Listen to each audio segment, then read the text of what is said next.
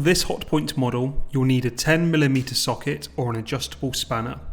The size of the transit bolt can vary between make and model of washing machine. Make sure your appliance is always unplugged from the mains before carrying out any work. Before using your new washing machine, ensure all transit bolts are removed. These bolts are located at the rear. You can also check by moving the drum. If it doesn't move freely, the bolts are likely still in place. If it does move freely, they've likely been removed, but always double check the rear of the machine. We'll demonstrate removing the top fixing bolt on this Hotpoint model. It can simply be started off with a 10mm socket and then finished off by unscrewing the rest by hand. It's a good idea to keep these safe in case you need to transport your machine elsewhere via a vehicle. If you need to install a fixing bolt for when you transport your machine, make sure it's pieced together as shown here.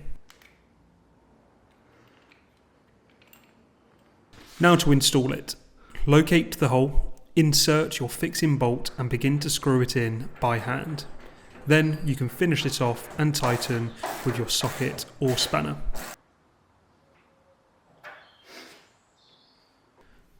This view shows the fixing bolt being installed with the lid removed. Some people may find this easier if they're struggling to line up the bolt with the hole on the washing machine drum.